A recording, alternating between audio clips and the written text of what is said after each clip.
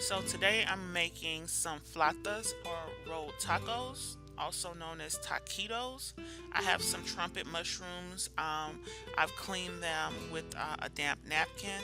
I also have here a bowl of spring water with a little bit of salt, sea salt in there, and I'm just going to soak these in the salt brine that I have and let that soak for about 30 minutes to an hour.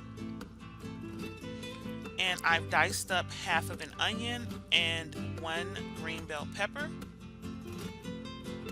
I'm gonna go ahead and start by sauteing my onion in about 1 teaspoon of grapeseed oil. I want to get this nice and soft, so I'm just gonna saute this for about 5 minutes. And now I've added in my bell pepper with a couple of dashes of cayenne pepper. So I'm going to let this saute for about 5 minutes, and in the meantime I'm going to go ahead and work on the trumpet mushrooms. So I'm starting by cutting off the tops, and then I'm just going to make these into long, like slivers, long slices of it. I did cut these in half, but I just want you to see. I also diced up the tops as well, but this is just to give you an idea of how I cut the trumpet mushrooms. Now I'm going to go ahead and add this to the skillet with the mushrooms, with the onions and the bell peppers, and go ahead and give this a nice little mix. And I'm letting this cook down together for about 5 minutes. And then I'm going to go ahead and add in my cilantro and my other seasonings. You can also add in a little bit of sea salt, but keep in mind that if you soak these mushrooms in the water brine, the salt water brine, that they're gonna already be a little salty. So this is the cilantro that I use. It comes frozen and I get that from Walmart. I just popped 2 of those in there, and then I did add just a dash of sea salt along with a little bit of onion powder. You can also add a little bit of red pepper flakes as well. And to enhance the cilantro flavor, I did also add in some dried cilantro as well. So I let this cook down, and at the end I did put in a little achiote seasoning or powder just to make it have a red color, but I didn't get to record that on the video.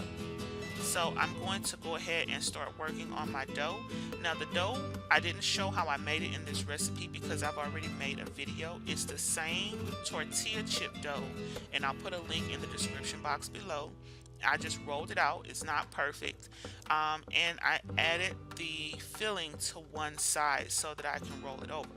A tip that I would recommend is rolling your dough thin. I think mine was too thick, and I'm going to show you how I rolled it over.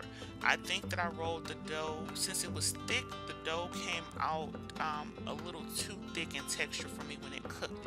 So I would recommend just rolling it over enough to seal it, maybe about right here, and then cutting off the excess. But I continued to roll, and I think that some of them had too much dough. But this is what they look like once they're all rolled up. I'm going to bake some and fry some. So this is what it looks like once it came out of the fryer. I cooked it for about 30 seconds in the deep fryer, and it's nice. It came out really nice and light and airy, and I prefer the ones that are fried. Some of them opened up in the fryer, so I had to use a toothpick to stick them together, and some of them came out okay. For the longer ones, I should have used 2 toothpicks, but they did come out okay with the toothpick. This is what it looks like for the ones that were baked. The ones that were baked were a lot thicker. They were more dense. They were still good, but they were not as light as the ones that were fried. So here I'm showing you both the fried and the baked with a little guacamole. So hopefully you enjoy this recipe.